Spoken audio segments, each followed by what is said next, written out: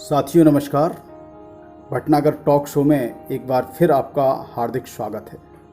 आज हम अर्थशास्त्र, सामाजिक विज्ञान और प्रतियोगी परीक्षाओं की दृष्टि से अति महत्वपूर्ण चैप्टर वैश्वीकरण पर चर्चा करेंगे। आज के विश्व में एक उपभोक्ता के समक्ष वस्तुओं एवं सेवाओं के देशी विदेशी अनेक विकल्प उपस्थित हैं।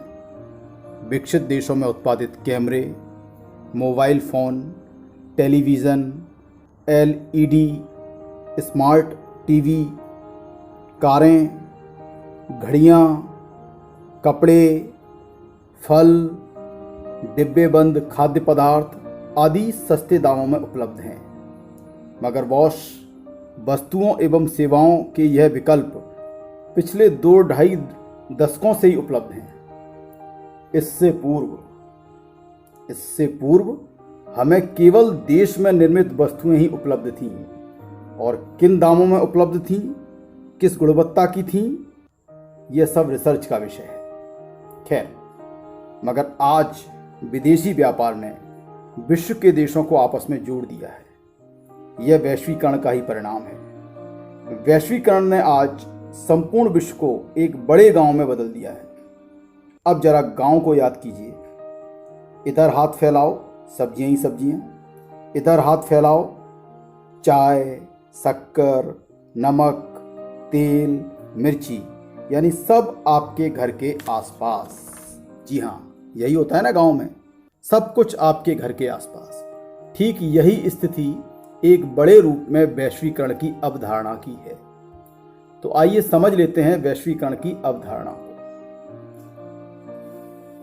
24 जुलाई सन 1991 को भारत की नई आर्थिक नीति की घोषणा हुई। आपको याद होगा कि इससे पूर्व सन 1948 में भारत की प्रथम औद्योगिक नीति घोषित हुई।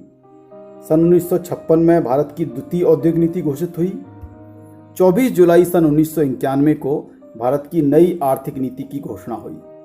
नई आर्थिक नीति का उद्देश्य अर्थव्यवस्था में और अधिक प्रतिस्पर्धी वातावरण तैयार करना था, ताकि अर्थव्यवस्था की उत्पादकता तथा कुशलता में सुधार हो। अर्थव्यवस्था की उत्पादकता तथा कुशलता में वृद्धि हो।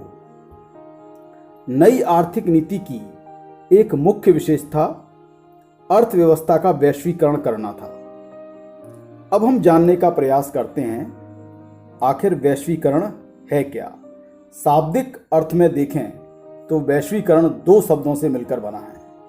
विश्व धन एकीकरण। विश्व धन एकीकरण, वैश्वीकरण। वैश्वीकरण से आशय संपूर्ण विश्व का परस्पर सहयोग एवं समन्वय से एक बाजार के रूप में कार्य करने से है। वैश्वीकरण की प्रक्रिया के अंतर्गत वस्तुओं एवं सेवाओं के एक देश से दूसरे देश में आने एवं जाने के अवरोधों को समाप्त कर दिया जाता है। एक बार पुनः समझिएगा।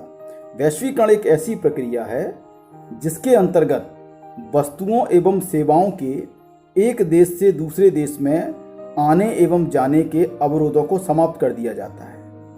इससे संपूर्ण विश्व में बाजार शक्तियां स्वतंत्र रूप से कार्य करने लगती हैं।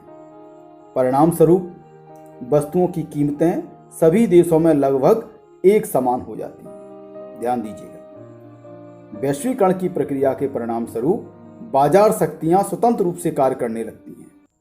परिणाम स्वरूप वस्तुओं की कीमतें सभी देशों में लगभग समान हो जाती हैं। इस प्रकार वैश्वीकरण के परिणाम स्वरूप संपूर्ण विश्व के बाजारों का एकीकरण हो जाता है।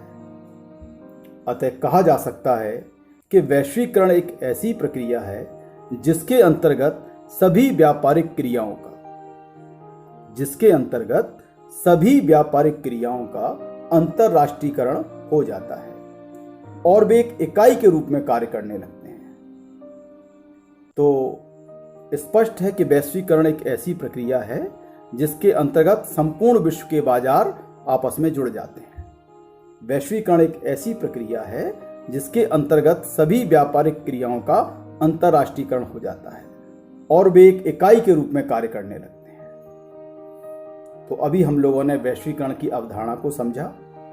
अब हम बात करते हैं वैश्वीकरण को प्रोत्साहित करने वाले तत्वों की। वैश्वीकरण को प्रोत्साहित करने वाले प्रमुख तत्व निम्नलिखित हैं। नंबर 1, तकनीकी ज्ञान का विस्तार। नंबर 2, उदारीकरण की प्रक्रिया। आगे चलकर हम उदारीकरण की प्रक्रिया को विस्तार पूर्वक समझेंगे। वैश्वीकरण को प्रोत्साहित करने वाले प्रमुख तत्वों में एक महत्वपूर्ण तत्व है प्रतियोगिता एवं बाजार का विस्तार। एक और महत्वपूर्ण तत्व है वैश्वीकरण को प्रोत्साहित करने वाला बहुराष्ट्रीय कंपनियों का विस्तार। आज के लिए बस इतना ही। आपको ये वीडियो कैसा लगा? अगर वीडियो अच्छा लगा हो तो इसे लाइक करें, शेयर करें और चैनल को सब्सक्राइब करें। धन्यवाद।